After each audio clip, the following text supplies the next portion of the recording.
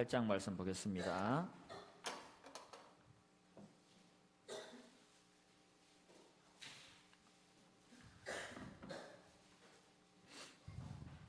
누가복음 8장 9절부터 제가 읽겠습니다. 제자들이 이 비유의 뜻을 물으니 가라사대 하나님 나라의 비밀을 아는 것이 너희에게는 허락되었으나 다른 사람에게는 비유로 하나니 이는 저희로 보아도 보지 못하고 들어도 깨닫지 못하게 하려 함이니라. 이 비유는 이러하니라. 신은 하나님의 말씀이요 길가에 있다는 것은 말씀을 들은 자니 이에 마귀가 와서 그들로 믿어 구원을 얻지 못하게 하려고 말씀을 그 마음에서 빼앗는 것이요 바위 위에 있다는 것은 말씀을 들을 때에 기쁨으로 받으나 뿌리가 없어 잠깐 믿다가 시험을 받을 때에 배반하는 자요 가시 뜰기에 떨어졌다는 것은 말씀을 들은 자니 지내는 중 이생의 염려와 재리와 일락의 기운이 막혀 온전히 결실치 못하는 자요 좋은 땅에 있다는 것은 착하고 좋은 마음으로 말씀을 듣고 지켜 인내로 결실하는 자니라. 아멘. 잠깐 기도드린 이후에 말씀 전하도록 하겠습니다. 하나님의 베푸신 모든 은혜를 감사드립니다. 오늘 이 시간에도 하나님 말씀 앞에 저희들이 나왔습니다. 한 영혼이 천하보다 귀하다 하셨습니다. 구원받은 자는, 거듭난 자는 천하를 얻은 자들입니다. 그 하나님의 은혜에 감사함으로 일생을 살다가 다시 죽지 아니하는 부활 생명을 입고 영원한 천국에서 살게 되는 것을 감사드립니다. 오늘 우리가 하나님의 말씀을 듣고자 이렇게 모였습니다. 아버지 하나님의 성령께서 참석한 모든 영혼의 마음속에 좌우의 날선 검과 같은 말씀으로 깊이 새겨주셔서 이 말씀의 능력이 나타나도록 역사해 주시고 어린아이같이 부드러운 마음으로 하나님의 말씀을 받아 말씀이 심령에 심겨지는 역사, 생명의 역사가 일어나도록 아버지 하나님 이 시간 은혜 베푸시기를 간절히 원합니다. 원수마귀 틈타지 못하게 지켜주시고 마음과 생각들이 말씀의 밭을 벗어나지 않도록 집중할 수 있도록 붙잡아 주시기를 간절히 원합니다. 시종을 주님께 부탁하며 예수님 이름으로 기도드립니다. 아멘. 주일날 이렇게 말씀 집회 또 하는 것은 처음입니다. 코로나 때문에 평일날 모여서 집회하는 것이 더 부담스러워서 이렇게라도 또 우리가 복음을 전하고 또 우리가 우리를 살렸던 복음을 다시 들음으로써 우리의 구원의 즐거움과 감격을 회복하는 그런 주일들이 되었으면 좋겠습니다. 제가 단추를 못 잠굽니다. 양해해 주시고 단정해 보이지 않을 수도 있는데 옷이 조금 그렇습니다. 이해해 주시기 바랍니다. 오늘 시작하는 시간에 꽃을 한 송이 띄워놨습니다. 여러분을 환영한다는 의미로 꽃을 띄웠습니다. 이 꽃은 붓꽃과의 종류인데 아이리스라는 꽃입니다. 꽃말이 기쁜 소식이라는 뜻입니다. 오늘부터 전하는 이 하나님의 말씀이 복음입니다. 복된 소리, 굿뉴스, 좋은 소식이죠. 그런 의미로 띄어놨고요.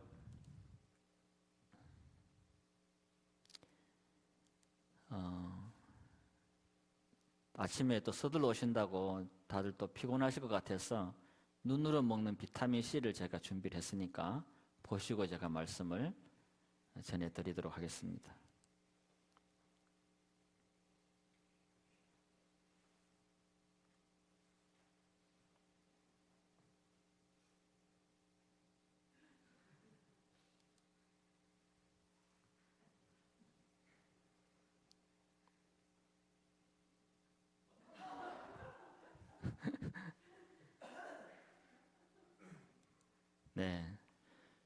좋으니까 사정없이 제가 저거 너무나 우스워가지고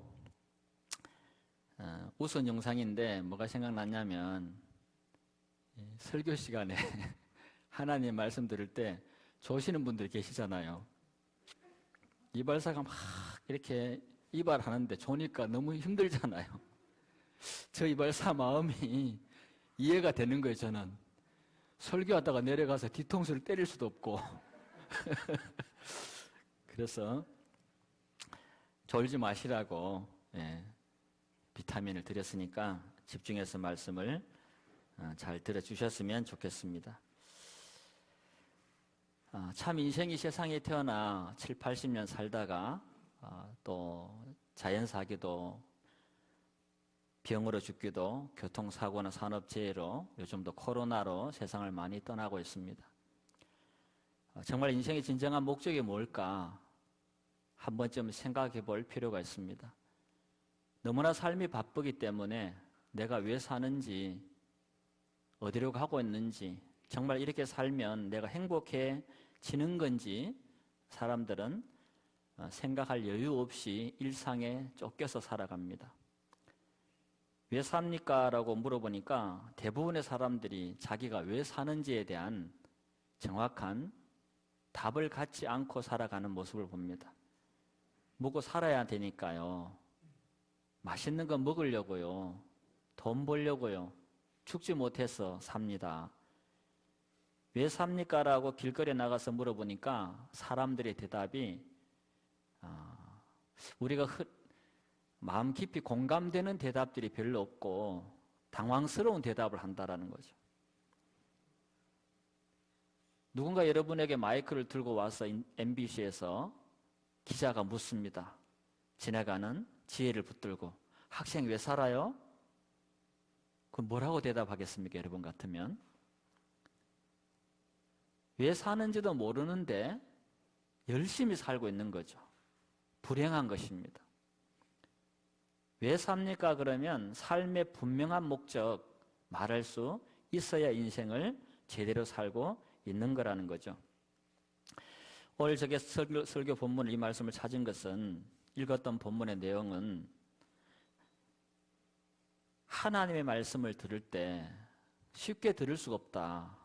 반드시 이 말씀을 듣지 못하게 하는 방해 세력이 있다라는 거죠. 그게 뭐냐 하면 마귀입니다. 사단입니다. 12절을 다시 보겠습니다. 길가에 있다는 것은 말씀을 들은 자니 역사 중에 말씀 이 하나님의 복음을 들은 사람들이 얼마나 많겠습니까? 그러나 말씀을 들은 모든 사람이 천국 간 것이 아니라 말씀을 듣지 못하고 지옥 간 사람도 많지만 말씀을 듣고 지옥 간 사람도 셀 수가 없습니다. 말씀을 들은 자니 들었는데 왜 천국을 못 갔냐? 이에 마귀가 와서 그들로 믿어 구원을 얻지 못하게 하려고 말씀을 그 마음에서 빼앗는 것이요. 여러분이 이 말씀을 듣고 있지만 이 말씀은 예수님의 비유처럼 11절에 씨는 하나님의 말씀이요. 이 말씀이 씨앗입니다. 생명을 잉태하는 씨앗인데 이 말씀이 각 사람의 마음속에 심겨집니다. 길가처럼 단단한 마음, 바위 위 같은 마음, 가시떨기 가득한 그런 밭과 같은 마음, 좋은 옥토 같은 마음에 하나님의 말씀이 들려지는데 길가 같은 마음은 딱딱한 마음인 거죠. 경작에 전혀 되지 않은 마음에 하나님의 말씀이 떨어지면 이 굳은 마음인 거죠. 그냥 그 말씀의 씨앗이 있는 게 아니라 있으면 다행인데 마귀가 와서 그 말씀을 빼앗아 가버린다라는 거죠. 목적은 뭐냐? 구원을 얻지 못하게 하려고. 15절에 보면 좋은 땅이 있다는 것은 착하고 좋은 마음으로 말씀을 듣고 지켜 인내로 결실하는 자니라. 좋은 땅은 부드러운 마음입니다. 성령께서 역사하시는 마음이에요. 그 마음 속에는 말씀이 들어가면 뿌리를 내릴 뿐 아니라 그 마음 속에 말씀이 떨어지면 믿음으로 받아들이게 된다라는 것입니다.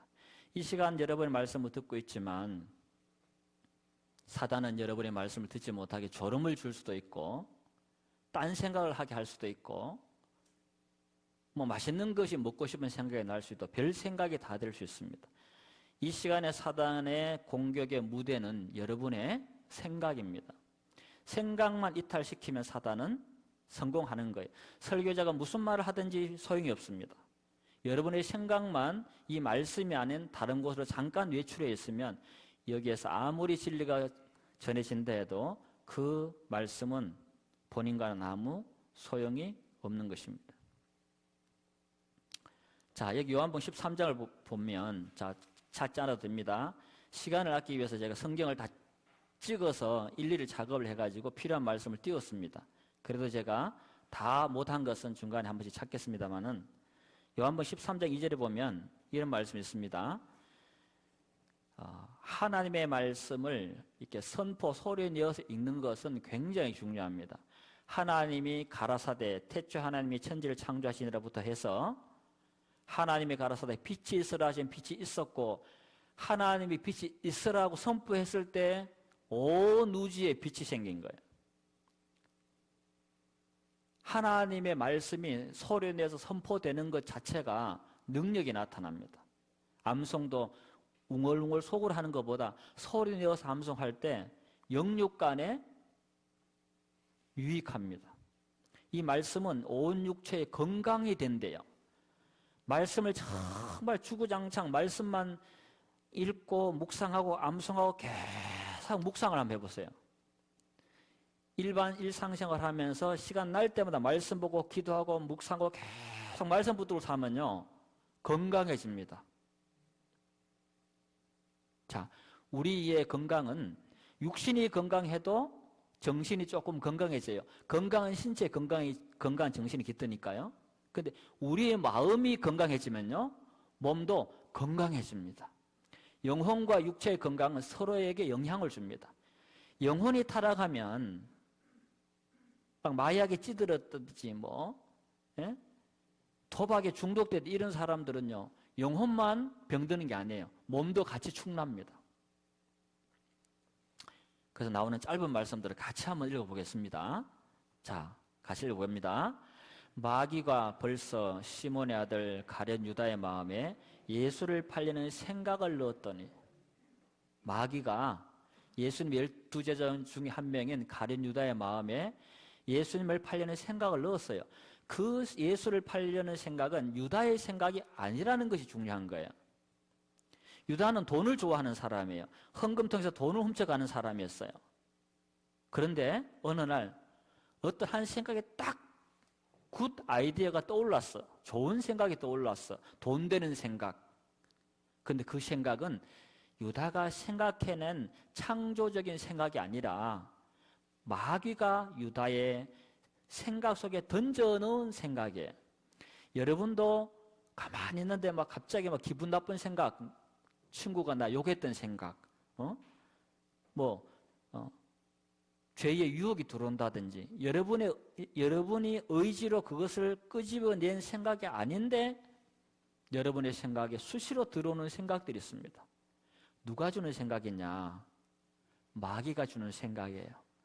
마귀는 그 사람의 마음을 움직이고 의지를 움직이기 전에 제일 먼저 그 사람의 생각을 공격합니다.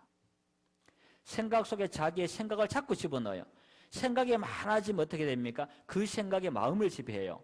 마음에 가득 차면 그 마음이 의지가 작동하게 되어 있는 거예요. 이 말씀을 들을 때 마귀가 여러분에게도 생각을 넣을 수 있어요. 목사님 넥타이가 삐뚤어졌다야.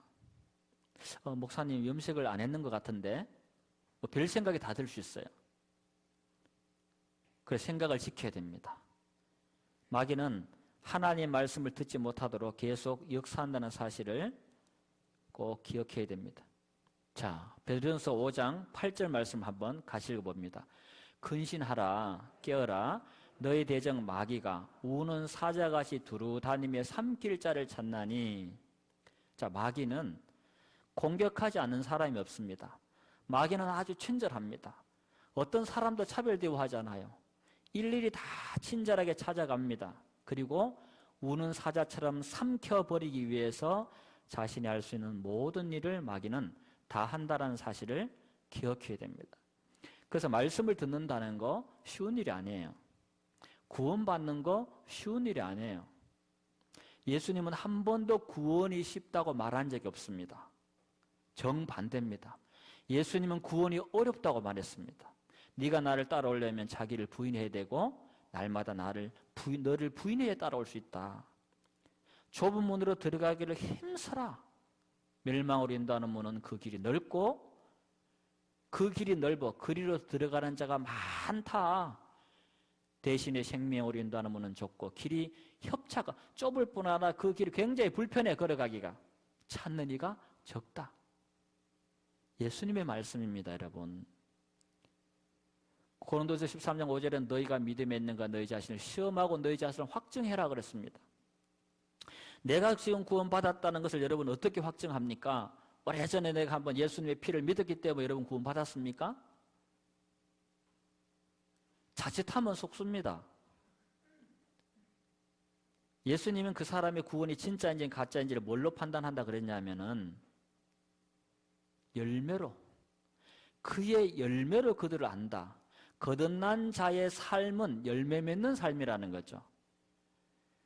내 죄를 사함받았다는 추억은 있는데 기억은 있는데 삶이 하나도 없는 사람, 경건 생활도 안 하고 교회도 가끔씩 나오고 11조도 정직하게 안 하고 자아중심적인 삶을 계속 살면서 나는 천국 가는 구원받은 사람이야? 어떻게 보장합니까? 예수님의 말씀과 다른 구원을 가지고 있는데 마귀는 사람을 속일 때, 특히 구원을 속일 때 뭘로 속였냐면 말씀을 가지고 속입니다. 마태복음 4장에서 마귀는 심지어 예수님 쫓아라 말씀으로 시험했습니다. 시편 95편의 말씀을 가지고 예수님을 속이려고 했다니까요. 말씀이신 예수님을 말씀으로 속이려고 했다고요. 누가? 마귀가. 그럼 여러분은 어떻습니까? 여러분이 가지고 있는, 믿고 있는 그 구원 진짜입니까? 진짜 구원받은 사람은 성경에 이런 삶을 살게 된다라고 나와 있어요. 기본도 안 되는 신앙을 하면서 나는 구원받았다, 나는 천국 간다. 글쎄요. 그날 가서 후회하지 않도록 너희가 믿음에 있는가 너희 자신을 시험하고 너희 자신을 확증하라고 하나님은 말씀합니다. 매주일 주일마다 계속되는 이 집회 여러분 마음을 담아서 한번 들어보세요. 아무리 많이 들어도 소용이 없어요. 마음으로 들어야 됩니다. 말씀이 내 마음에 들어와야 됩니다. 말씀이 들어오면 그 말씀이 내 마음에 부딪히게 되고 그 말씀에 의해서 내 마음이 변화가 일어납니다. 지옥에 가는 말씀, 죄에 가는 말씀을 들으면 두려움이 임하게 되어 있어요. 내가 죄인인 것이 드러나고 내가 지옥 가게 생겼는데 두렵지 않다? 이상하죠.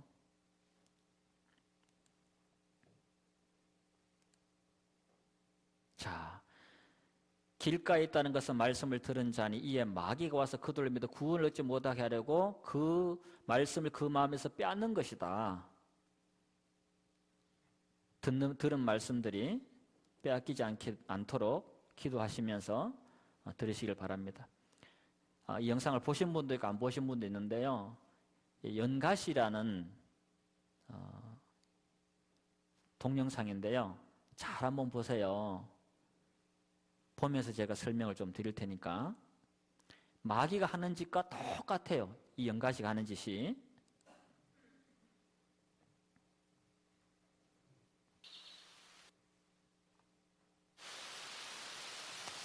여치를 노리는 영가씨의 기생은 더욱 잔인합니다. 어딘가 움직임이 이상한 여치들. 지금 여치의 머리엔 물가로 가야겠다는 생각만이 가득합니다. 그리고 물가에는 이미 자신도 알지 못하는 이끌림에 희생양이 된 여치들이 숨을 헐떡이고 있습니다.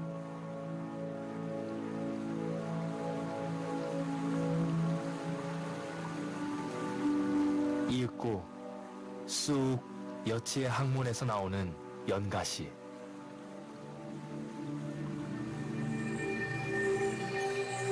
여치의 몸에서 기생하다가 성장이 끝나는 가을이면 숙주인 여치를 조정해서 물가에 데려와 제살길을 찾아가는 겁니다. 오늘 점심은 맞았겠습니다.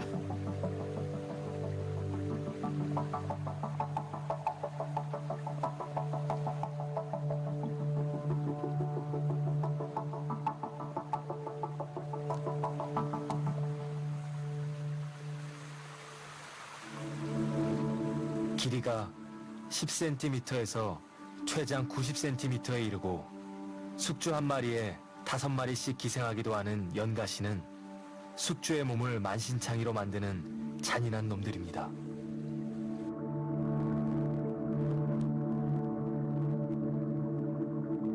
여기서 다시 알을 낳고 살아요. 연가시에게 영양을 다 빼앗긴 여치는 그대로 죽음을 맞았습니다.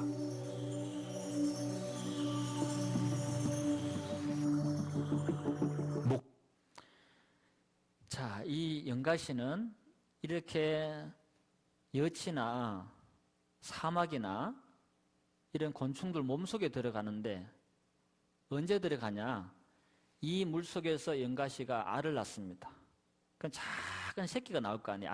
알이 너무 작아요.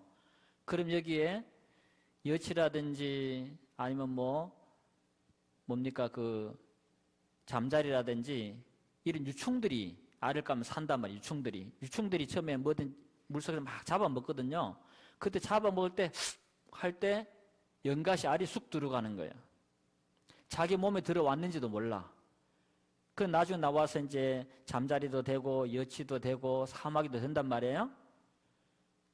자기는 열심히 뛰어다니면서 노래도 부르고 풀도 뜯어 먹는데 그 안에 누가 자라고 있냐? 자기도 모르게 연가시가 1마리도 자라고 2마리도 자라고 많이 자라면 5마리도 자란대요. 그러면 이 여치는 일생 동안 열심히 뛰어다니면서 노동도 하고 풀도 뜯어먹고 열심히 살았는데 자기 인생을 산 거예요. 연가시를 위한 앵벌이 인생을 산 거예요. 자기 인생 산 게 아니에요. 앵벌이 인생을 산 거예요. 마귀가 하는 짓이 이 연가시가 하는 짓과 똑같아요. 가룟 유다의 마음에 예수님을 팔려는 생각을 집어넣으니까 유다가 야 그러면 돈 되겠구나. 마귀 생각을 따라 열심히 살았어.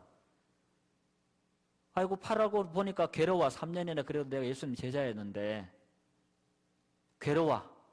그래서 가서 목매달아 자살하고 죽어버렸어요. 똑같잖아요. 여러분이 학생들 많은데 부모님 하지 말라니 자꾸 하고 싶어. 그 하고 싶은 마음이 누구 마음일까? 자꾸 안 해. 부모님 하지 말라는 일 자꾸 해. 하고 싶은 생각이 자꾸 들어. 누가 주는 생각일까요? 하나님이 주는 생각 아닙니다. 하나님 부모에게 효도해라. 그러면 네가 땅에서 장수하고 잘 된다. 10계명 중에 유일하게 약속이 들어있는 계명이 제5계명이에요. 내 부모를 공경해라. 마귀는 사람들 마음속에 계속 자기 생각을 집어넣어서 사람들의 인생을 뭐하냐? 지배하려고 하는 겁니다. 지배해서 결국은 그들을 죽이려고 하는 거죠. 자, 목적이 뭐냐? 마귀가 그렇게 역사하는 목적이. 계시록 20장 10절 말씀 같이 한번 읽어보겠습니다. 또 저희를 미혹하는 마귀가 불과 유황못에 던지오니 거기는 그 짐승과 거짓 선지자도 있어 세세토록 밤낮 괴로움을 받으리라. 분명히 말씀하잖아요. 저희를 미혹하는 마귀다. 유혹하고 속이고 그래서 한 영혼 한 영혼을 잘 케어를 해가지고 어디로 끌고 가느냐? 지옥으로 끌고 갑니다.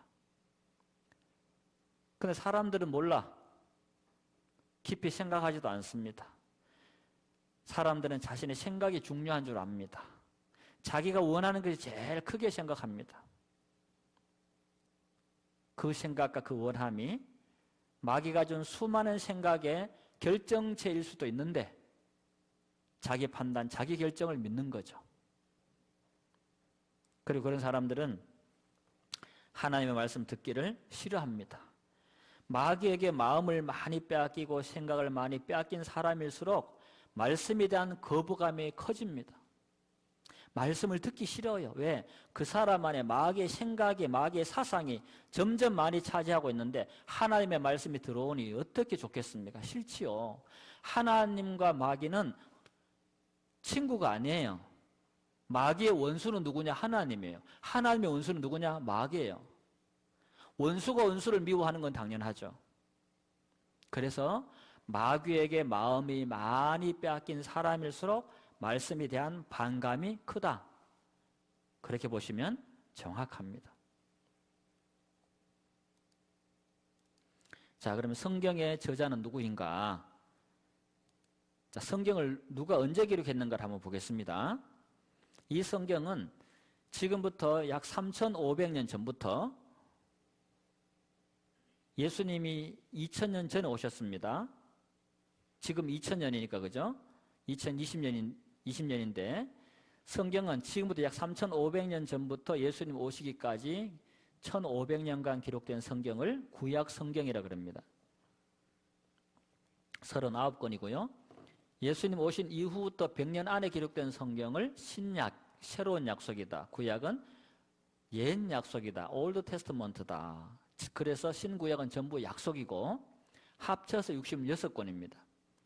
구약이 39권이잖아요. 신약은 외우기 쉽습니다. 3927이면 신약이 나와요. 그래서 이 성경은 약 40여 명의 하나님의 종들이 이 말씀을 받아서 기록을 했습니다. 간략하게 살펴봅니다. 그런데 이 성경은 여기 있는 말씀처럼 16절에 나와 있는 말씀처럼 15절에는 또 내가 어려서 성경을 알았나니 성경은 능히 너로 하여금 그리스도 예수 안에 있는 믿음으로 말미암아 구원에 이르는 지혜가 있게 하느니라. 구원을 받으려면 하나님의 말씀을 들어야 돼. 성경 말씀을 들어야 됩니다. 그리고 모든 성경은 16절에 모든 성경은 하나님의 감동으로 기록되었습니다. 사람의 생각, 사람의 계획이 아니다라는 거죠.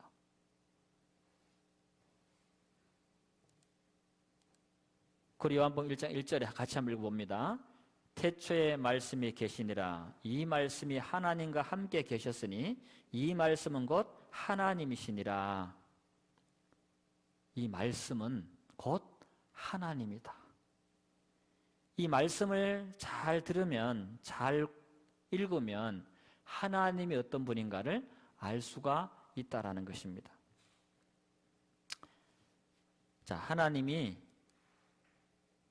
자, 성경은 이렇게 하나님의 종들이 하나님이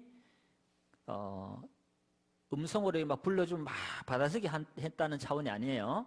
성령의 감동으로 기록됐다는 것은 하나님의 성령께서 그 사람의 마음의 인격에 영으로 임재하셔서 그의 마음을 감동해서 그가 사용하는 언어와 문법과 지식의 범위를 활용해서 하나님의 말씀을 기록하게 한 것이 성경이에요. 네팔 갔는데 귀신 들린 청년이 설교를 마치고 나니까 부모님 귀신 쫓아주라고 기도를 해주래요.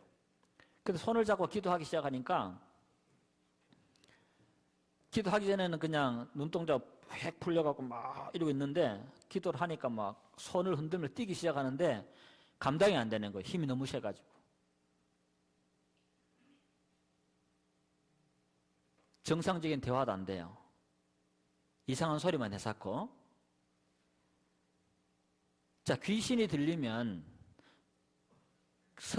하나님의 성령과 귀신의 차이가 뭐냐면 성령께서는 그 사람의 인격적인 허락과 동의 하에 역사를 합니다. 사단의 영은, 귀신의 영은 사람의 의견 따위 묻지 않아요. 자기 하고 싶은 대로 해. 들어가서 막 욕하게 하고 말이지. 밤에 돌아다니게 하고 절대 안 씻어, 그 총각도. 왜? 성경에는 귀신이 뭐라고 되어 있냐면은 더러운 귀신이라 되어 있어요. 진짜 이렇게 신내림 받은 무당들이 있거든요. 그 사람들은요, 흔히 용하다 그럽니다. 예, 진짜 귀신의 영을 받아 살아. 안 받으면 그 사람을 괴롭히니까. 계속 병을 주니까. 이 하나님의 말씀을 받아 적은 사람은 귀신 들린 사람들이 아니라 하나님의 성령에 감동받아 기록하는 거예요. 그래서 이렇게 파피루스라는 갈대라든지 양의 가죽이라든지 이런 곳에 이 파피루스를 만드는 제작 과정을 지금 사진으로 잠깐 보여드리는 겁니다. 이렇게 찧어서 펴니다. 겹겹이 해서 이렇게 만들면 파피루스 두루마리가 됩니다. 여기에다가 하나님의 말씀을 받아서 기록했다. 그리고 이런 쿰난 동굴 같은 곳에서 항아리 속에 수천 년 동안 만약에 창세기를 기록했다. 그럼 그 창세기를 바리새인들이 똑같이 히브리어로 계속 날마다 적어요. 그리고 하나님이라 야훼라는 단어가 나오면 이 펜을 딱 내려놓고 다른 펜을 딱 들어서 야훼를 딱 쓰고 또 다른 펜 딱 내려놓습니다. 야훼, 여호와라는 이름을 쓰는 펜은 따로 있어. 하나님 이름은 너무 거룩하기 때문에 같은 펜으로 안 써요. 그래서 창세기 한 권이 하나님이 모세가 기록한 한 권을 바리새인들이 2권, 3권, 4권 계속 필사합니다. 그래서 그 사본이라 그래요. 우리도 우리 학생들 학교 과제물 문방구 가서 이렇게 복사하잖아요. 복사 똑같은 겁니다. 기계로 복사하지만 그 당시에 손으로 복사하는 거예요. 필사. 그래서 창세기 사본이 10개, 20권, 100권이 되는 겁니다. 그런 성경이 이스라엘 주변에 이렇게 많이 발견이 되어가지고 그 히브리에서 신약은 헬라에서 여러 나라 말로 번역되는 과정 속에서 한글로 번역되어서 여러분 앞에 지금 신구약 66권의 성경이 놓여 있는 겁니다.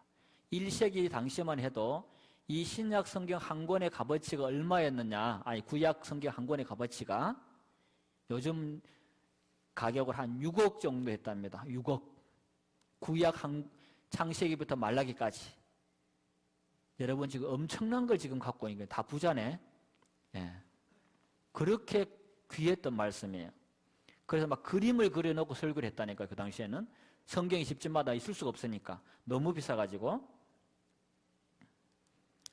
이런 사회 사본들이 예루살렘의 성석 박물관에 가면은 이 안에 다 보관되어 있습니다. 사본들이. 예. 그래서 성경은 현재 2377개나 되는 언어로 번역이 되어 있습니다. 왜 이렇게 많은 언어로 번역이 되었느냐? 이 하나님의 천국 복음이 온 세상에 전파되면 끝이 온답니다. 그 끝이 뭐냐? 예수님의 재림입니다. 인류 역사가 마무리되는 거죠. 그래서 성경이 이렇게 많이 번역이 된 겁니다. 자, 이제 하나님이 창조주라는 사실을 창세기 1장 1절에 기록하고 있습니다. 1장 1절만 같이 한번 읽어보겠습니다. 태초에 하나님이 천지를 창조하시니라. 태초에 하나님이 천지를 창조하시니라. 하나님이 창조주입니다. 그것을 아는 것은 굉장히 복된 일입니다. 그분은 눈에 보이는 것과 보이지 않는 모든 것을 창조하신 창조주시며 존재하는 모든 것의 주인이십니다. 여러분의 주인이 여러분 자신이 아니라 하나님이라는 말씀입니다. 그래서 하나님 우리에게 말씀합니다. 같이 한번 읽어봅시다.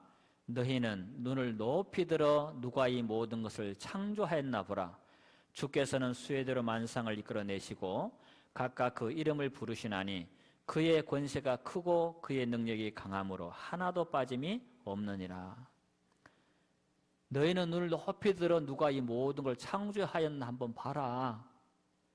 너무 바빠서 하늘 한번 여유 있게 쳐다볼 시간이 없습니다. 현대인들이. 코스모스 흐드러지게 펴 있지만 코스모스 보면서 가을을 생각할 여유조차도 없이 현대인들이 바쁘게 살아갑니다. 밤하늘의 별을 바라볼 여유가 없습니다. 왜 그렇게 바쁜 것일까요? 자, 여기서는 하나님께서 같이 한번 읽어보겠습니다. 여호와는 하늘을 창조하신 하나님이시며 땅도 조성하시고 경곡하시되 헛되이 창조치 아니하시고 사람으로 거하게 지으신 자신이라. 그 말씀에 나는 여호와라. 나 외에 다른 이가 없느니라. 하늘을 창조하시고 땅도 조성하셨는데 헛되이 창조하지 않았다. 하늘과 땅의 창조 목적은 사람으로 살게 하려고 내가 특별한 계획을 가지고 만들었단다. 우리가 지금 누리는 지구상의 인간이 살 수 있는 조건 20만 가지 조건을 갖추고 있다는데 오늘도 여러분과 저는 이 안에서 하나님이 창조한 보이지 않는 공기, 산소를 마시면서 생명을 이어가고 있습니다. 우리가 잘나서 살 수 있는 게 아니에요. 하나님이 공기를 주셨기 때문에 사는 겁니다.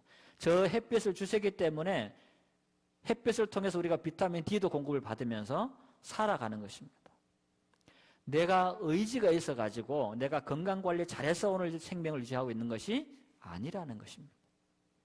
우리 뇌 쪽에 내 안에는 시상하부라는 조직이 있는데 체온이 10도만 올라가도 땀구멍을 다 열어서 땀을 배출할 준비를 합니다. 체온을 조절하기 위해서.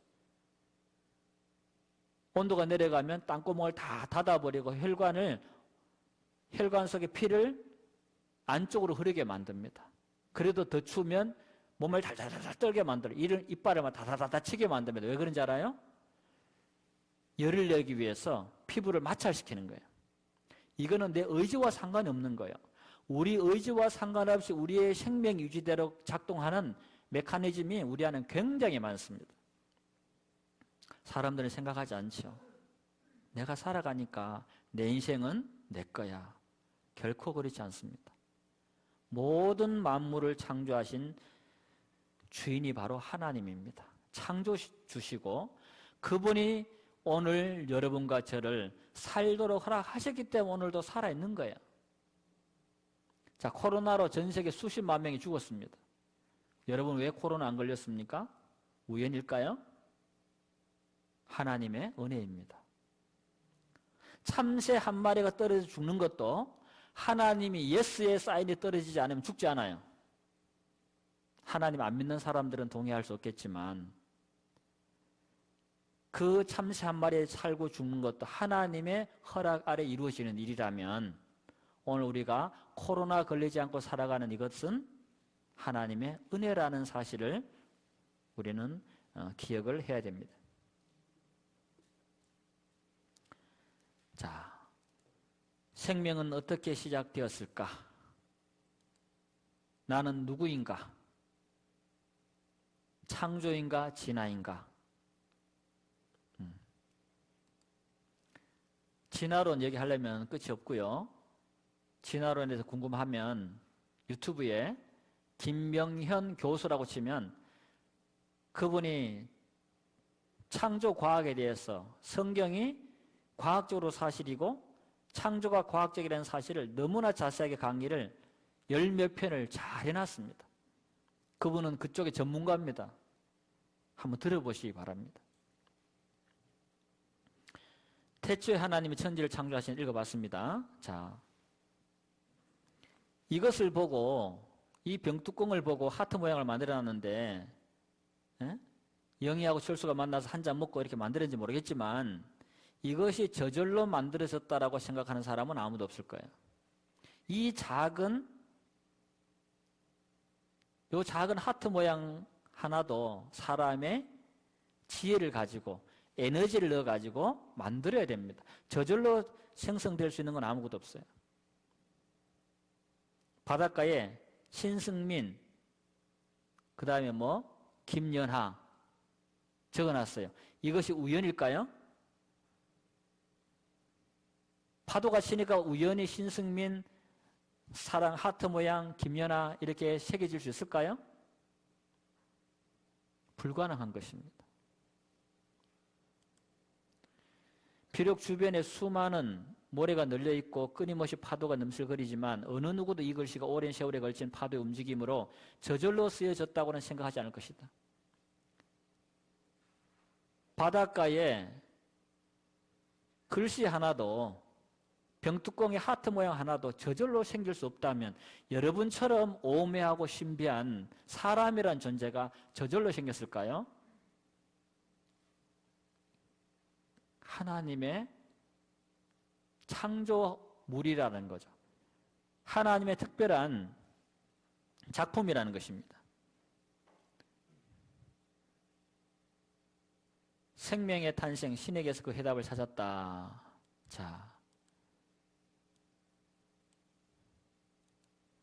자, 시계는요, 시계 제작자가 반드시 있어야 합니다.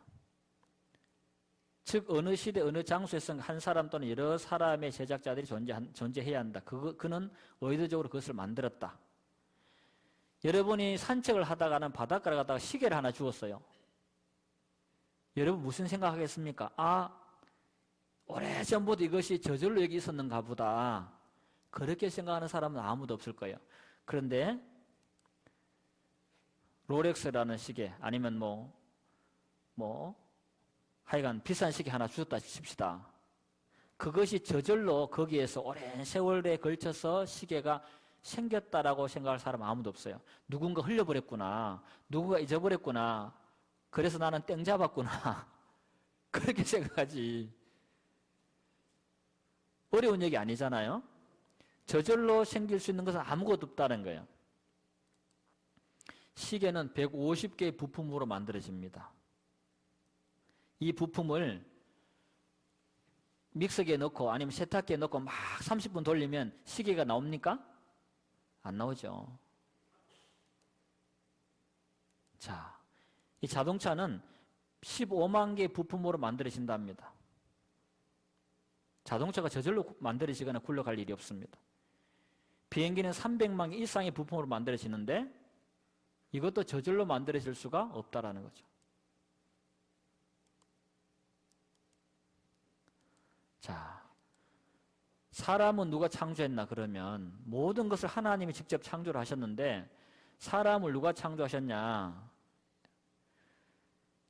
자, 하나님이 27절을 같이 읽어봅니다. 하나님이 자기 형상 곧 하나님의 형상대로 사람을 창조하시되 남자와 여자를 창조하시고 여러분을 창조하신 분은 하나님이라는 거죠. 우리는 저절로 우연히 세상에 태어난 원숭이의 후손이 아니에요. 하나님의 특별한 목적과 계획을 가지고 창조된, 피조된 인격적인 존재라는 사실입니다.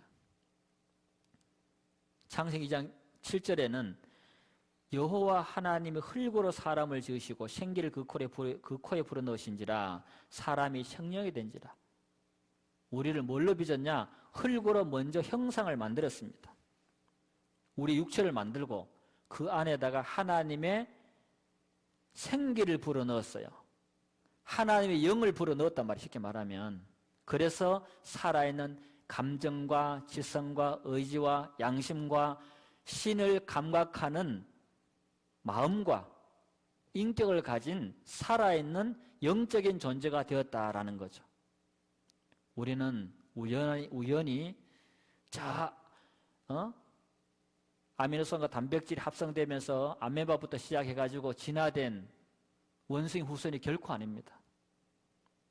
그런 무신론 때문에 인명을 경시하고 사람 죽이는 것을 아무렇지 생각하는 공산주의. 지금도 중국에서는 산 사람의 장기를 빼와가지고 몇천만원씩 받고 끼워주잖아요. 장기 이식을 국가 사업으로 하는 나라가 지금 중국이잖아요. 왜? 공산 국가는 신을 안 믿잖아요. 무신론 자들이잖아요. 그렇게 무서운 거예요. 인체는 대략 60쪽의 세포가 활동하고 있는 놀라운 소우주다. 여러분 키가 크든 작든 잘생겼든 못생겼든 여러분의 몸은 대략 60쪽의 세포가 여러분의 몸을 구성하고 있습니다.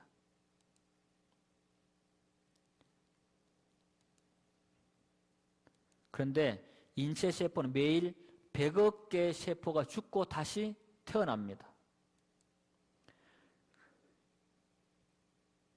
60쪽의 세포 중에 한 개 세포 하나에 대한 설교도 양이 얼마냐?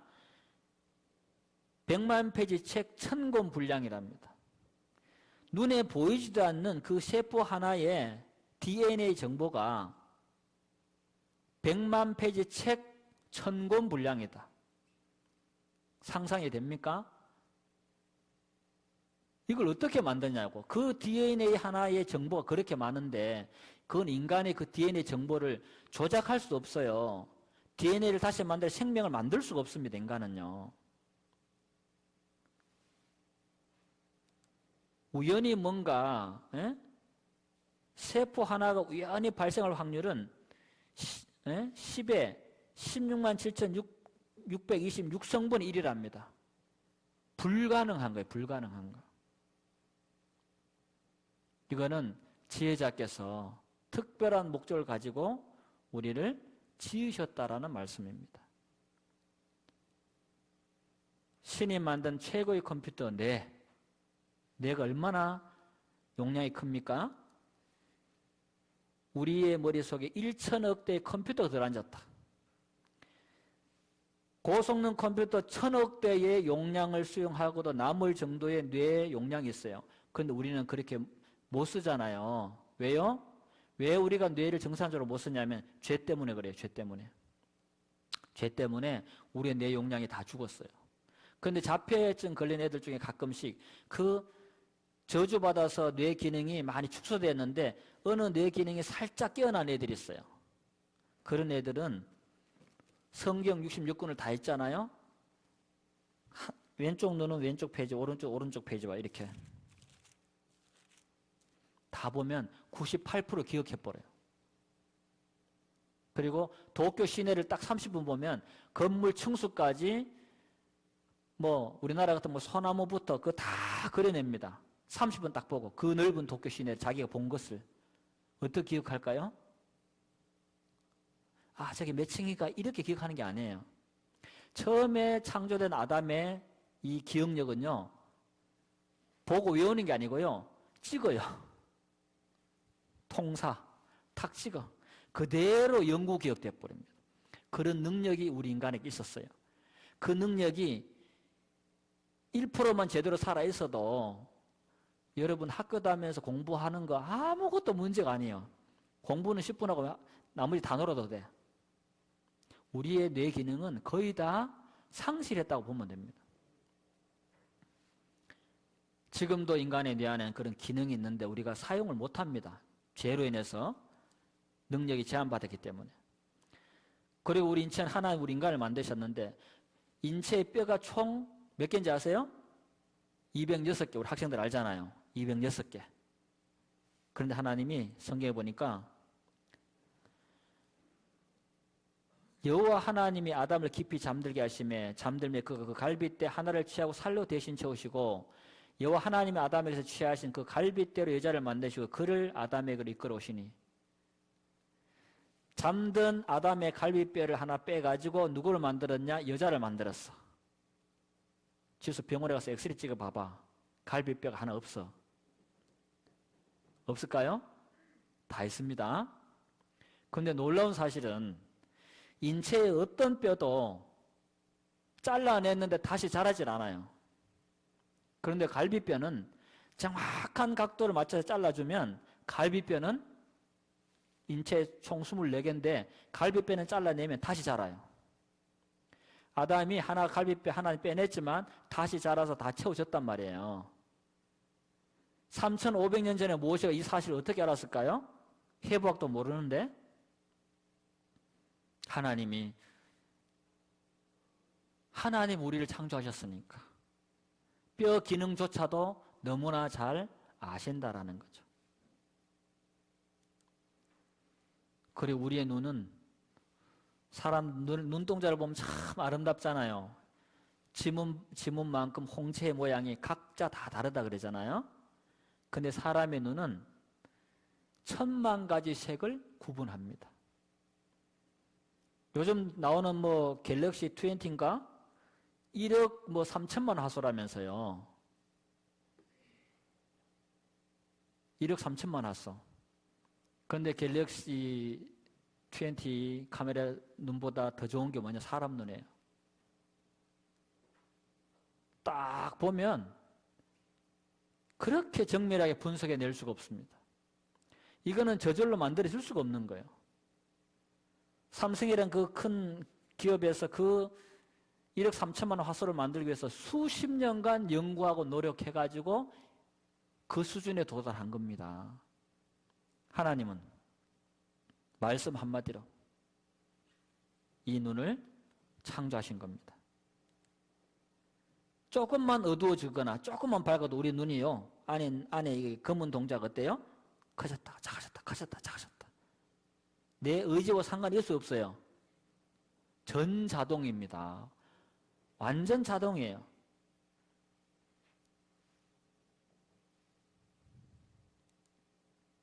자, 이거는 이제 까마귀 눈이고 소눈이고 개눈입니다. 근데 얘들도 우리처럼 1000만 가지 색을 구별을 못합니다. 어떤 곤충이나 어떤 동물들은요, 그냥 회색이에요. 회색. 한두 가지 색깔밖에 안 보여요. 이런 아름다운 세상을 볼 수가 없다 이 말입니다. 얘들 눈이 얼마나 예쁩니까? 여러분 눈도 다 아름다워요. 자, 하나님 우리 인간을 창조하시는, 특별히 우리 인간에게는 다른 동물에게 주지 않은 특별한 것을 주셨어요. 그걸 몇 가지 한번 살펴보겠습니다. 하나님은 사람에게 주신 특별한 것들 중에 하나가 뭐냐면 영원을 사모하는 마음입니다. 자, 여기 이쪽에 말씀 한번 읽어봅니다. 또 사람에게 영원을 사모하는 마음을 주셨느니라. 하나님은 사람에게 영원을 사모하는 마음을 주셨어요. 저 예쁜 아가씨가 지금 열심히 찍어 바르고 있잖아요. 왜 발라요? 예뻐지려고. 피부 주름 덜 가게 하려고. 덜 늙어지게 하려고. 연세 드신 분들도 이렇게 점도 빼고 화장품도 바르고 막 하잖아요. 눈썹도 그리고. 왜요? 예뻐지고 싶어서. 그 본심은 뭐냐 하면 안 늙고 싶은 거예요. 사람은 마음이 안 늙습니다. 왜? 자, 영혼을 사모하는 마음이라는 책도 있는데, 예? 김일성은 불로초 캐와라. 김일성이 처녀 피를 수혈했어, 수혈. 젊어지려고. 돈 많고 권력이 있는데 늙어가는 게 너무 서러워. 김일성만 그럴 것 같습니까? 여러분이 절대 권력을 가졌다. 야, 몸에 좋은 거 없냐? 안 늙는 거 없냐? 다 찾게 되어 있습니다. 왜? 사람의 본심은 영원을 사모하는 마음이 누구에게나 다 있기 때문에 그렇습니다. 아, 나만 봤구나. 김일성이. 넘어갈 못 봤습니다. 자, 이 할머니 얘기 한번 들어봅시다.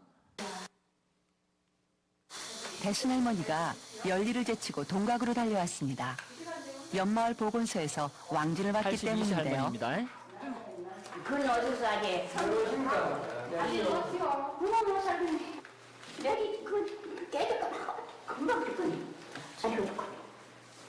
아이고를 달고 사는 대순할머니는 약과 주사를 너무나도 좋아하십니다. 주사도 꼭 2대를 맞습니다. 왜 그럴까요? 들어보세요.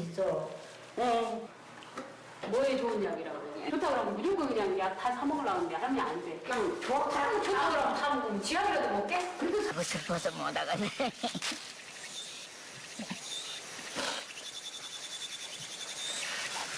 간이 점점 잡을 수가 없지. 18 꽃같은 나이에 33 남편에게 시집을 왔습니다. 어른 조심, 남편 조심하며 금쪽 같은 7남매를 가르치고 키우니 어느새 백발이 찾아왔고요. 남편은 먼저 가고 자식들도 모두 도시로 떠나버리니 서럽기만 합니다. 제가 올린 링크가 잘못 걸렸는데, 자, 이 할머니가 그 영상이 잘려버렸는데, 그 보약 있잖아요, 보약. 열심히 드세요. 이 좋은 세상을 더 살아야지 가면 어쩌냐고 그런 얘기를 하세요. 그리고 82세인데 옆에 할머니 어깨를 막 주물러 줍니다. 그럼 뭐라고 하냐? 나가 딱 70살만 묵었으면 좋겠다. 그때는 내가 날라다녔단께? 할머니가 그 얘기합니다. 링크가 잘못됐는데. 이 좋은 세상 두고 어찌 가냐 이거지. 오래 살고 싶은 거예요. 죽고 싶다 하는 연세 드신 분들은 그 말이 다 본심이 아니라는 거예요. 사람에게 다 영혼을 사모하는 마음이 있습니다. 하나님이 주셨기 때문에. 그래서 냉동인간, 예? 현대판 미라 냉동인간. 미국에서는요, 냉동인간 만들어주는 회사가 엄청난 돈을 벌고 있답니다. 살아생전 이 사람이 환자인데 내가 죽자마자 나를 데려가서 피를 빼내고 나를 냉동시켜줘라.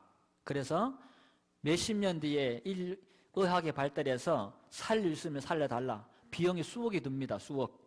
그런데 이 병원에만 250명의 사람이 냉동인간에 돼 있어. 다 돈 있는 사람들이라는 얘기예요. 사람은 능력이 되면 예뻐지고 싶고 건강하고 싶고 오래 살고 싶고 안 죽고 싶어. 사람에게는 영혼을 사모하는 마음을 하나님이 주셨기 때문에 그렇습니다. 자, 그래서 사람은 여기 보면 밑에 줄에 보면 자기 영원한 집으로 돌아가고 라는 말씀이 나옵니다. 사람이 죽으면 어디로 가야 될까요? 땅 속에 들어가서 썩어서 끝나는 게 아니고 자기 영원한 집이 있어. 그 영원한 집, 어떤 사람은 천국이고 어떤 사람은 지옥이 되는 겁니다. 그래서 하나님은 이 말씀 같이 한번 읽어봅니다. 그가 우리에게 약속하신 약속이 이것이니 곧 영원한 생명이니라. 자, 하나님은 영원하신 하나님이에요. 그분에게는 죽지 아니함이 그분에게만 있다고 하셨습니다.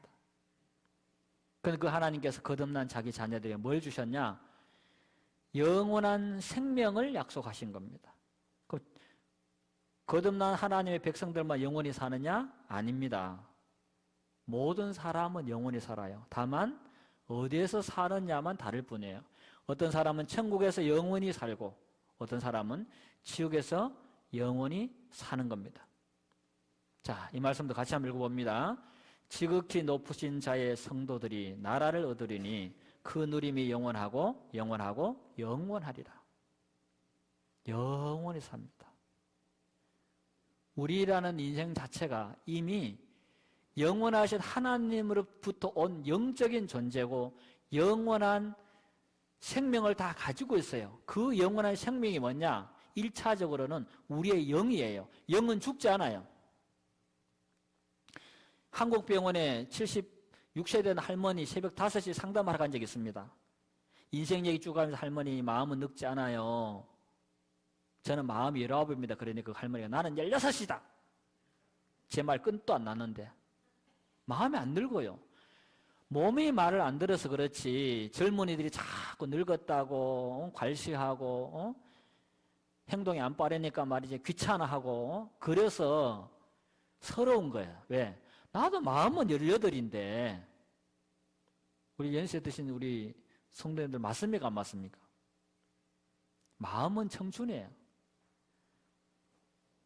나이가 드시면 이렇게 화려하고 예쁜 옷 안 입고 싶을까요? 연세 드신 분들이 화려한 옷 잘 입는 분들 많습니다. 왜 그런지 알아요? 마음이 젊으니까 그래요. 10대 때만 막 알록달록한 거 막 보면 막 고개가 갸웃거려지는 그런 옷 입고 돌아다니는 게 아니고 연세가 들어도 그런 옷을 입고 싶어. 왜? 마음이 젊으니까요. 우리에게는 영혼을 사모하는 마음을 하나님 주셨습니다. 그리고 종교성, 신을 찾는 마음을 하나님이 인간에게 주셨어요. 삼성그룹에 이병철 회장이 건강이 악화돼서 떠나기 몇 달 전에 천주교 신부에게 편지를 보냈습니다.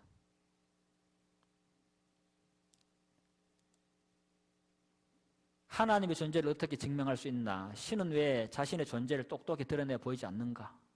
궁금한 거예요. 정말 하나님이 계신다 왜 안 보여줄까? 하나님은 성경을 통해서 자신을 나타내 보여줍니다. 그러면서 영혼이란 무엇인가? 이제 평생 돈 버는데 마음 뺏겨 살다가 이제 죽음이 눈앞에 오니까 생각이 하는 거예요. 영혼이 뭘까? 내가 죽고 난 뒤에 또 세상이 있을까? 예? 예? 뭐 성경은 어떻게 만들어졌는가? 막 궁금한 거예요, 이제. 20몇 가지 질문을, 여기도 있네. 14번째 질문. 인간이 죽은 후에 영혼은 죽지 않고 천국이나 지옥으로 간다는 것을 어떻게 믿을 수 있나? 이병철 씨가 제대로 된 질문을 했어. 그런데 답장을 못 받고 돌아가셨어요. 저한테 보냈으면 찾아가서 복음 전해줬을 텐데. 진짜로. 우리는 뭐 비행기 타고 탄자니아도 가고 네팔도 가는데 서울 못 가겠어요? 얼마나 불행합니까? 자자손손 다 돈 안 벌고 쓰기만 해서도 쓸 수 없는 돈을 벌어놓고 가셨는데 자기 영혼을 잃어버린 겁니다. 신을 찾는 마음이 다 있는데 삶이 바빠서 진짜 자신의 마음속에 있는 궁금증, 찾는 것을 들여다보지 못하고 산 거예요. 여기를 못 보고 계속 앞만 보고 간 거지. 불행한 것입니다. 이 사람 박진영이라는 가수인데 자기도 별거 다 해봤다 이거지. 예? 뭐 기부해봐라 기부도 많이 해봤는데 만족이 안 오더래요. 열심히 돈 벌어보라 그래 돈을 많이 벌어도 만족이 안 오더랍니다. 근데 뭔가 1%가 부족하대. 그게 뭐였냐 이 사람은. 예? 성공했음에도 허무해지는 마음. 이게 이 사람 생각이 있는 사람인 거예요. 그 하루는 살아있는 게 감사하다. 나는 어디서 왔을까? 나는 누굴까? 이렇게 하다가 하루는 그 생각이 들었답니다. 살아있는 것에 감사하는데 내가 너무 편하게 감사하는 것 같다면서 창문을 싹 열고는 탁 감사합니다. 그랬대요. 박진영 씨가. 응? 이 사람 진짜 궁금했던 게 뭐냐? 세상을 만든 분을 만나고 싶어요. 그래서 사람이 몇 년 동안 톰 크루즈가 믿었던 그 종교 있죠? 그 뭐죠? 저 이름 생각 안 나네. 그 책도 갖다 놓고 성경도 갖다 놓고 불교 책도 갖다 놓고 다 봤대. 세상을 만든 분을 만나고 싶어갖고. 그 뒤로 어찌 된지 저한테 연락이 안 왔습니다. 그건 모르겠고. 뭐냐. 누구나 다 사람의 마음에는 신을 찾는 마음이 있다 이 말이에요. 그 신을 찾는 종교심, 그 마음이 누구의 마음이냐? 하나님께서 주신 마음이고 하나님을 찾는 마음이다 이 말입니다. 우리나라 이렇게 인도에 가면은 소도신입니다. 우리나라도 뭐 선릉동에 가서 막 빌고 하잖아요. 이거 캄보디아 가면 막 어마어마한 돌상들이 있습니다. 저도 갔다 왔는데요. 기절할 것 같아. 이게 발가락 하나 봐요. 발가락 하나가 얼마나 큰지. 신을 찾는 마음이 있다니까 로또 복권 사는 거 빌잖아요. 제발 어느 신이 됐든지 좋사오니 한 번만, 내가 2번 얘기하는 것도 아니고 한 번만. 예? 이건 인도의 신들입니다. 인도의 신들. 이거는 뭐 시바 신이고 이건 기네시라는 신이라네요. 오른쪽에 있는 신이 기네시고 이 왼쪽에 있는 신이 시바 신이래요. 이건 일본에 가면 있는 신인데 왼쪽에는 뭐 블루 보호만이라는 신이고 오른쪽에는 바람의 신이랍니다. 어느 민족, 어느 부족, 어느 미개 민족에 가도 다 신을 섬기고 있어요. 근데 그 신들은 다 존재하지 않는 신이에요. 그리스 로마 신화, 그 신들이 존재하는 신입니까? 인간들이 생각으로 만들어낸, 지어낸 신이에요. 이집트 신화 다 그냥 그들이 생각한 신이에요. 존재하지 않는 신이다 이 말이에요. 진짜 신은 하나님 계시고 그 다음에 마귀가 신이에요. 그 다음에 신 누구냐? 사람이 신이에요. 성경에는 하나님의 자녀들을 신이라 부릅니다. 그게 신이에요. 신은 종류가 많지 않아요. 유일신 하나님, 그 다음에 마귀 귀신들, 그 다음에 우리가 하나님의 백성이기 때문에 신이라 불렸어요. 또 있네. 천사들, 타락하지 않은 천사들 신이죠.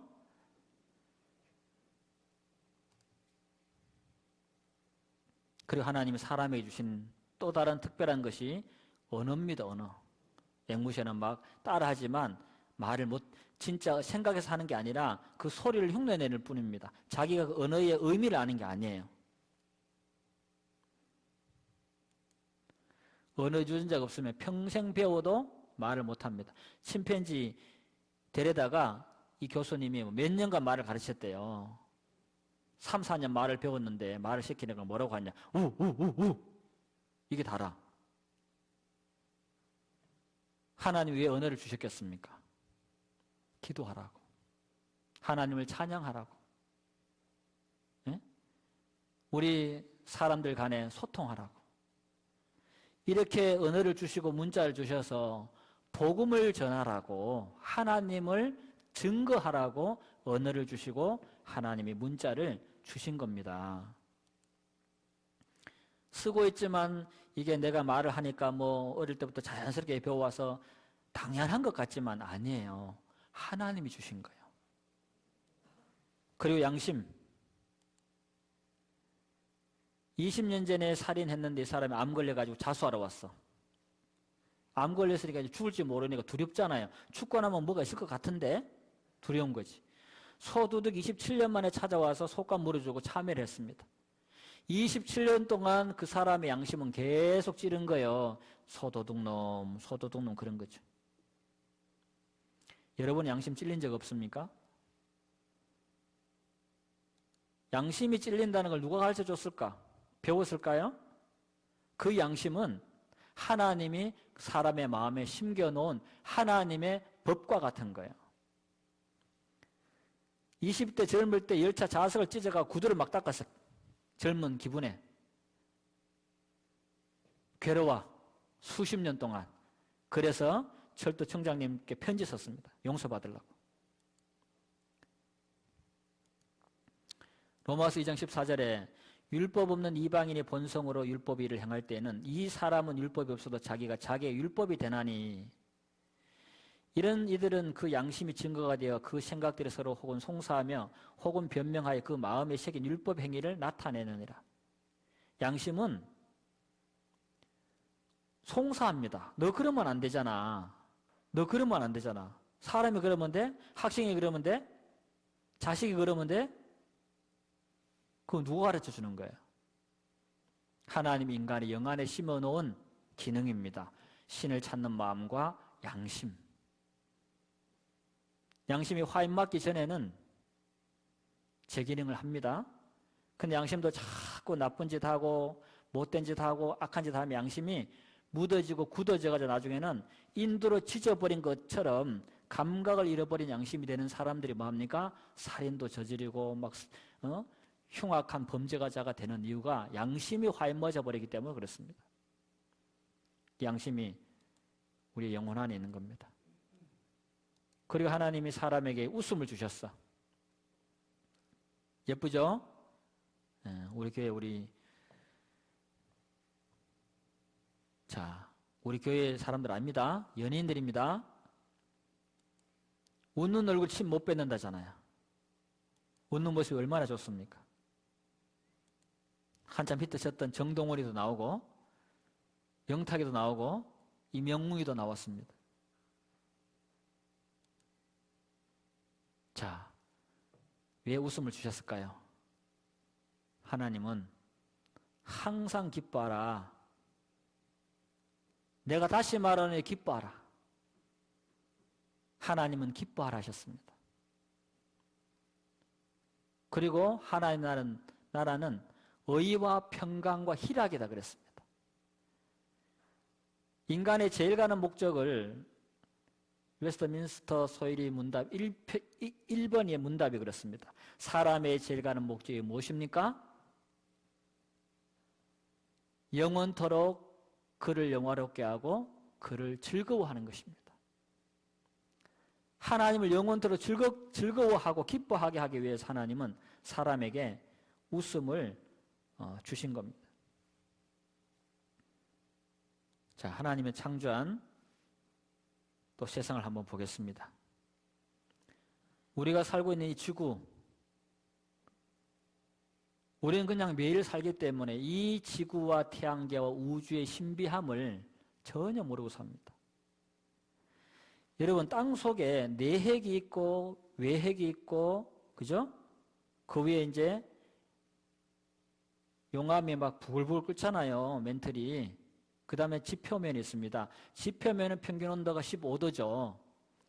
내핵이 몇 도인지 아세요? 아주 이게 밀도가 높고요. 단단합니다. 엄청난 속도로 내핵이 회전을 하고 있어요. 이게 자기장을 일으킨답니다. 그 내핵의 온도가 몇 도냐? 15,000도예요. 외핵은 7,500도예요. 그런데 지표는 평균 15도. 남극 북극에도 얼음이 있어. 신기하지 않습니까? 땅속에 그렇게 뜨거운 고열이 있는데 얼음이 얼어있어. 그런데 더 신기한 거는 그 땅속의 내핵과 외핵이 어마어마한 고열을 내고 있는데 어떻게 해서 열이 나는지를 아무도 몰라. 태양은 수소와 헬륨과 탄소에 의해서 계속 핵융합을 일으킵니다. 쉽게 말하면 핵폭발을 해요. 타는 게 있어. 그 태양의 크기도 점점 줄어들고 있거든요. 태양의 크기도. 그런데 지구는 내핵과 외핵 그런 고열을 내는데 어떻게 그것이 수천 년 동안 타는데 다 안 꺼지냐고, 뭘 태우냐고. 타면은 뭐 연기라도 나가야 되고 이산화탄소라도 나가야 되잖아요. 일산화탄소라도, 그죠? 근데 지표가 꽉 막고 있어. 터져버릴 것 같은데? 인간이 아는 것이 별로 없습니다. 그냥 사는 거예요. 생각을 안 하는 거죠. 자, 시편 26편 7절에는 그는 북편 하늘을 허공에 펴시며 땅을 공간에 다신다라고 말씀합니다. 3,500년 전에 지구 밖을 나간 지는 1900년도인데 지구 밖을 나가 본 적도 없는 사람들이 북편 하늘이 땅이 공간에 달렸는지 어떻게 알겠습니까? 그런데 하나님이 모세를 통해 욥을 통해서 기록해 놓은 거예요. 내가 땅을 공간에 달아놨다. 근데 이 지구는 허공에 떠 있는데 밑에 기둥도 없어요. 위에 지구를 붙들고 있는 거대한 동아줄도 없습니다. 그런데 이 지구는 자전도 하면서 태양 주위를 공전도 하면서 엄청난 속도로 달리고 있고 태양계는 또 이 은하계를 중심으로 엄청난 속도로 또 달려가고 있습니다. 자동차가 시속 100km만 달려도 엄청나게 빠른 속도로 가는데 기름을 태우잖아요. 에너지를 계속 소비하면서 달린단 말이에요. 지구는 시속 10만 8,000km 속도로 달리는데 그 달리는 속도는 어떤 에너지로 달리고 있느냐 하는 거예요. 모릅니다, 과학자들이. 그냥 지구는 달려요. 하나님께서 이것을 운행한다고 말씀합니다. 지구가 그렇게 빠른 속도로 자전하는데 우리가 어떻게 튕겨나가질 않아.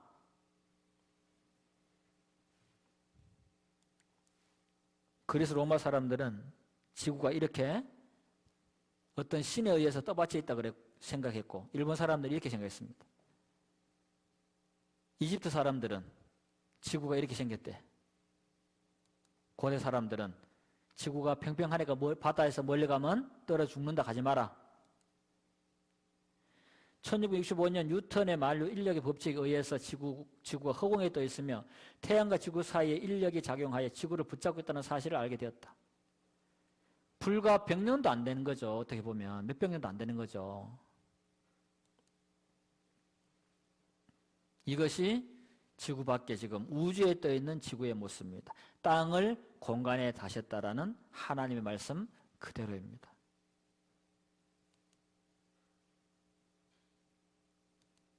자, 이 말씀 같이 한번 읽어보겠습니다. 오직 주는 여호와시라. 하늘과 하늘들의 하늘과 이를 성신과 땅과 땅의 만물과 바다와 그 가운데 모든 것을 지으시고 다 보존하시오니 모든 천군이 주께 경배하나이다. 느헤미야 9장 6절에서 하나님이 하늘을 한 하늘만 만드는 게 아니라 하늘과 하늘들의 하늘, 하늘을 복수로 만들었다. 여러 층으로 만들었대요. 이것이 과학으로 밝혀진 것도 불과 몇십 년밖에 안 됐습니다. 제1의 하늘, 대륙권, 산소가 존재하는 하늘. 제2의 하늘, 성층권, 오존층이 있어서 자외선을 막아주는 하늘. 세 번째 하늘, 태양풍으로부터 지구를 지키는 자기권이 세 번째 하늘이다. 대륙권, 성층권, 중간권, 열권 우리가 배웠잖아요. 하늘은 여러 하늘이라는 거죠. 느헤미야가 어떻게 알았을까요? 이것은 창조하신 분만 알 수 있는 내용이라는 사실입니다. 그래서 이 천하 만물을 창조하신 분은 바로 하나님이시다라는 것입니다. 자, 여기도 보면 욥기 26장 7절에 그는 북편 하늘을 허공에 펴시며 땅을 공간에 다시며, 북편 하늘을 허공에 폈다고 3500년 전에 천문학에 대해서 알지도 못한 시대의 성경은 하나님께서 기록해 놓으셨습니다.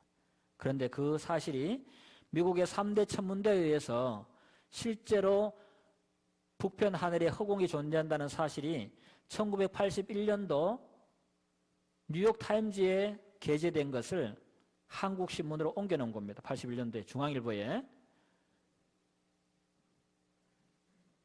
우주에 불가사의한 공간이 있다. 북두 칠성 뒤 지름 3억 광년, 별도 별로 없이 텅 빈 상태다. 미국의 3대 천문대에서 망원경을 사용해 관측한 결과 똑같더라. 3대 미국의 3개의 천문대가, 유명한 천문대가 있는데 그 천문대에서 관측해 보니까 똑같은 결과가 나왔다는 거죠. 이렇게 북편 하늘에 빈 3억 광년, 빛의 속도로 3억 년 동안 달려가는 거리가 빈 공간으로 남아있더라. 이렇게 신문 기사가 실렸습니다. 상상 초월, 지름 10억 광년 빈 공간, 우주의 거대한 구멍을 발견했다. 2010년, 7년도에는 그 공간이 더 넓었다는 것이 확인됐다라고 지금 기사에 실린 것을 보고 있습니다. 자, 이 말씀 같이 한번 읽어보겠습니다.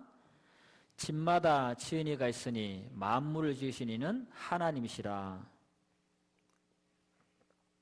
뭐 복잡한 얘기 한 것 같지만 이 말씀에 다 들어있습니다. 집마다 지은이가 있다. 지은 사람이 있다. 그러나 이 만물을 지으신 분, 우리 인생을 지으신 분은 바로 하나님이시다라는 것입니다. 이 강대상을 만든 사람도 있고 저 피아노를 만든 사람도 있고 이 마이크를 만든 사람이 있는 것처럼 존재하는 모든 것은 창조자가 만든 사람이 존재한다라는 거죠. 자, 이것만 보고, 자, 이 초가집을 만든 사람이 있겠죠. 이집트 사람들이 만들었던, 누가 만들었던 이 피라밋을 만든 사람이 있습니다. 이렇게 생긴 집도 있고, 가까운 바다에 이런 또 멋진 집이 있네요. 이렇게 생긴 집도 있고 이렇게 생긴 집도 있습니다. 그런데 이런 집들이 저절로 생겼습니까? 누군가는 다 만들었다는 얘기죠. 이렇게 생긴 집, 돌집도 있고, 중국 가니까 이렇게 걸어다니는 집도 있습니다. 노숙자인데, 중국 절벽에 이런 집도 있고, 이건 지금 터키에 갑자기 이름이 생각 안 나는 무슨 그 사원입니다. 자, 벌집도 있고, 벌집은 누가 만들었어요? 벌이 만들었죠. 거미줄도 있고, 까치집도 있고, 제비집도 있고, 계집도 있습니다. 자, 다 이렇게 국자 끝이 이렇게 홈이 파인 이유가 뭐죠? 국 푸고 딱 넣으면 딱 걸리라고. 목적이 있어 맞는단 말이에요. 그냥 이렇게 홈을 파놓은 게 아니다 말이죠. 요즘은 국자 푸거나 딱 세우면은 밑에가 무게중심 밑에서 딱 선대.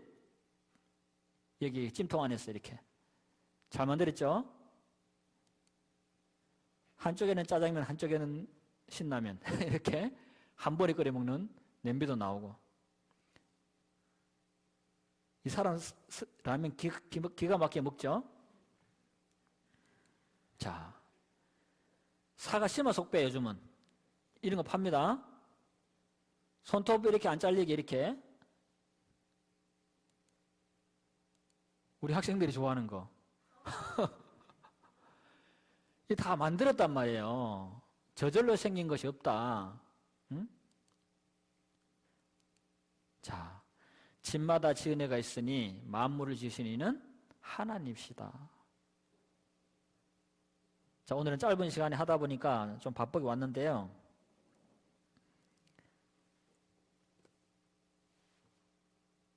모든 것은 만든 이가 있다. 만물을 지으시는 하나님이고 여러분을 만드신 분도 하나님이시다. 여러분을 향한 하나님의 목적과 계획이 있다는 사실을 꼭 기억하시기 바랍니다. 여러분이 살고 싶은 인생도 있지만 하나님이 여러분을 향한 목적과 계획이 있습니다. 자, 성경 누가복음 15장을 한번 찾아봅니다.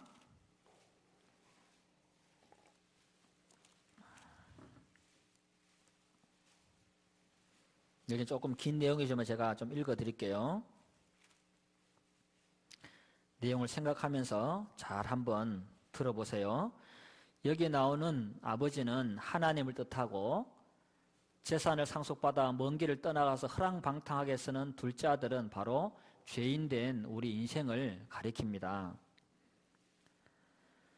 누가복음 15장 1절에 또 가라사대 어떤 사람이 두 아들이 있는데 그 둘째가 아비에게 말하되 아버지여 재산 중에서 내게 돌아올 분깃을 내게 주소서 하는지라 아비가 그 살림을 각각 나눠 주었더니 그 후 며칠이 못되어 둘째 아들이 재물을 다 모아가지고 먼 나라에 가 거기서 허랑방탕하여 그 재산을 허비하더니 둘째 아들이 아버지 재산을 상속받아갖고 먼 나라 가서 다 허랑방탕하게 허비하고 있습니다.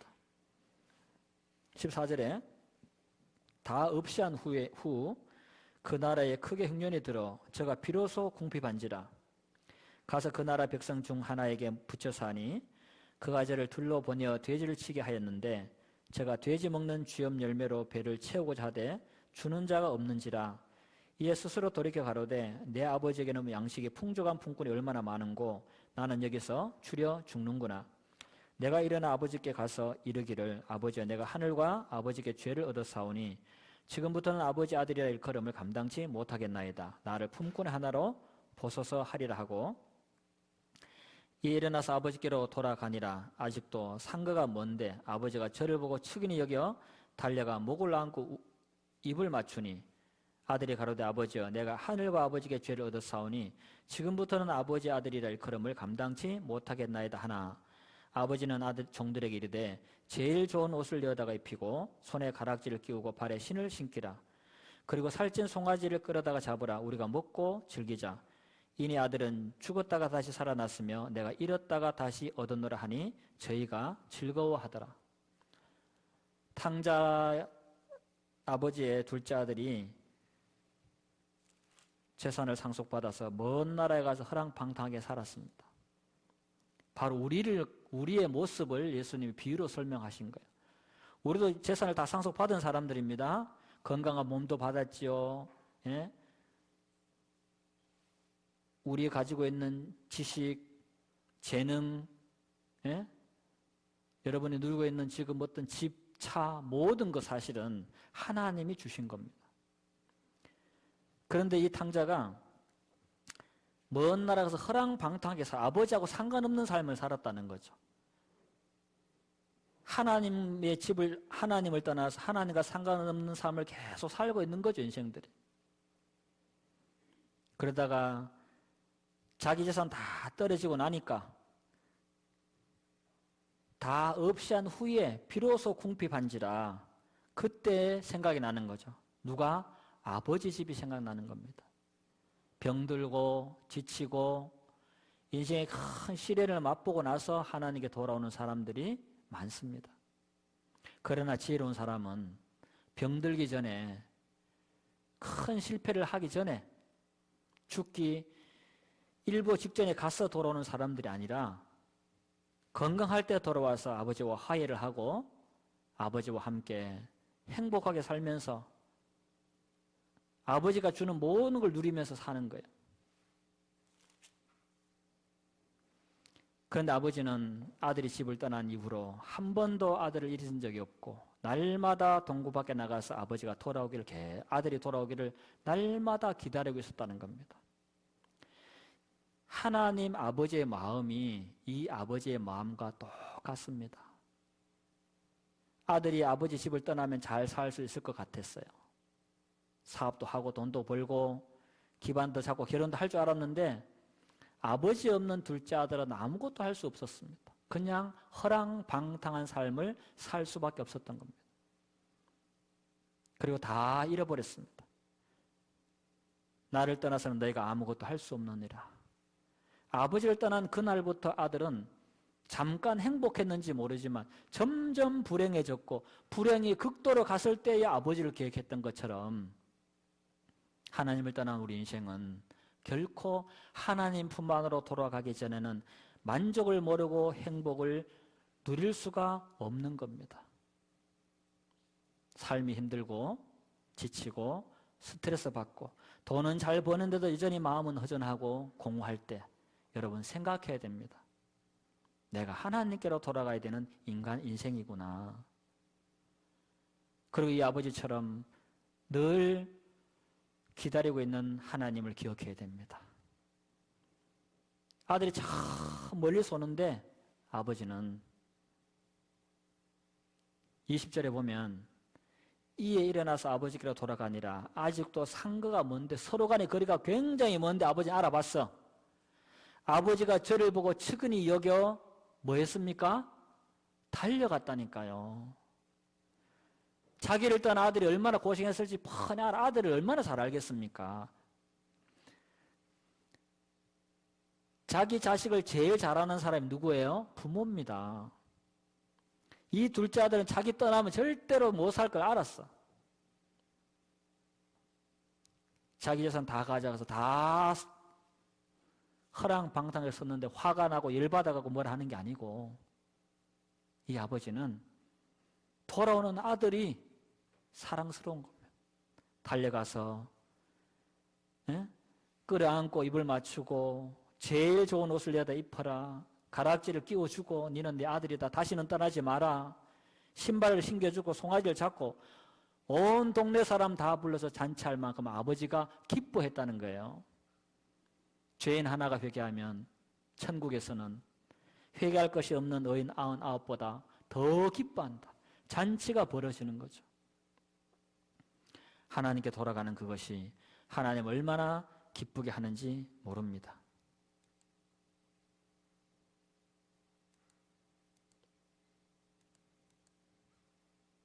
자, 이거 하나만 보고 마치도록 하겠습니다.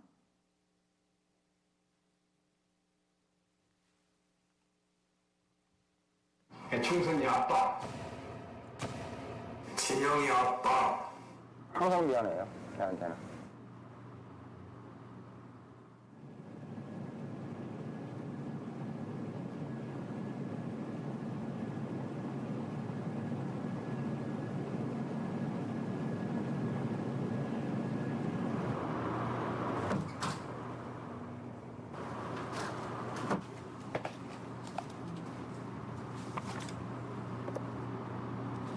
몰래카메라입니다. 몰래카메라.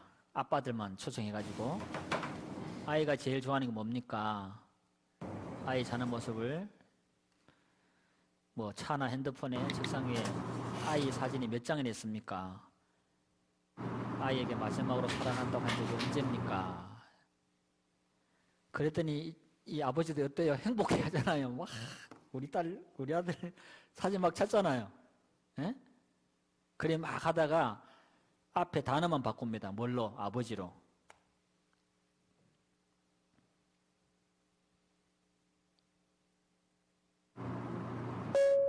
심각해집니다. 아버지가 제일 좋아하는 음식이 뭡니까? 최근에 아버지를 안아본 적 있나요?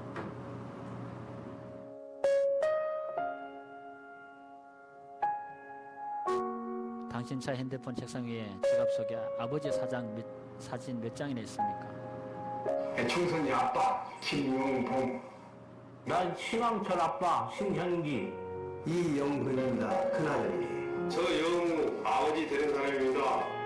조유석 아빠, 진영이 아빠, 성함은 김성도.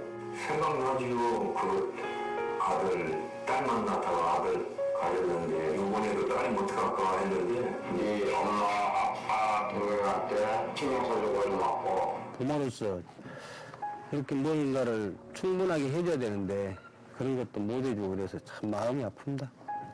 아들이라는 것은 너무 바꿀 수도 없는 것이고 크게 뭐 도와주지도 못했고 했는데 그들이 하여튼 잘 커가지고 계속 부족한 게 부모 마음 아닐까요? 죽는 순간까지. 그런 제가 그런 마음으로 살고 있어요. 계속 부족한 거예요. 너무 엄하게 했던 게 그게 좀 미안해.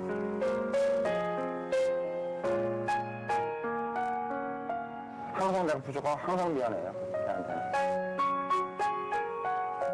미안하다 참. 모든 것이 부족하고 못 가르치고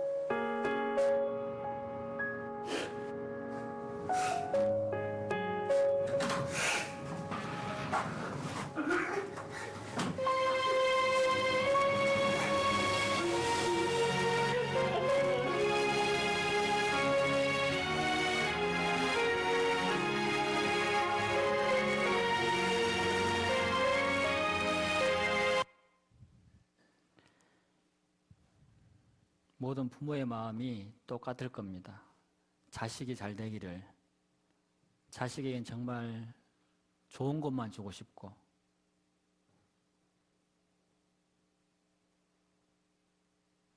그런데 이 자녀들이, 이 아들들이 왜 아버지를 생각할 수 없었을까요?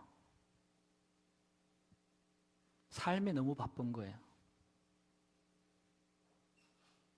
자기 삶이 너무 힘겹기도 하고 아버지를 생각할 여유가 없는 거죠. 왜? 내 새끼 키우기 바쁘니까. 그런데 아버지의 마음은 어때요? 더 못 줬어. 더 못 해줬어. 그게 늘 미안하고 안타깝고 가슴 아픈 거죠. 육신의 아버지도 우리 인생은 이렇게 쉽게 생각을 못합니다. 사랑은 내리사랑이다 보니까 하늘 아버지를 사람들이 얼마나 생각할까요? 오늘 마지막 읽었던 누가복음 15장의 말씀은 하나님 아버지의 마음이 나타나 있는 말씀이에요. 아들이 집 나가버렸어요. 유산 받아갖고. 얼마나 애가 타겠습니까? 밥이나 먹고 타니까. 사기당하진 않았을까? 누구한테 폭행을 당해가지고 병신이나 되지 않았을까?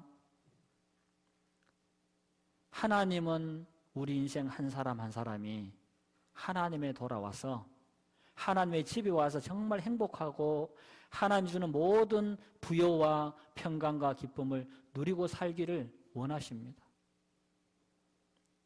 하나님의 마음을 이 말씀을 통해 좀 마음으로 받아주셨으면 좋겠다. 그런 마음이 듭니다. 하나님 떠나서 여러분 절대로 행복할 수 없습니다. 돈을 아무리 많이 벌어도 여러분이 명예를 얻고 권력을 얻어도 여러분의 한 마음은 계속 허전하고 공허하고 배고플 겁니다.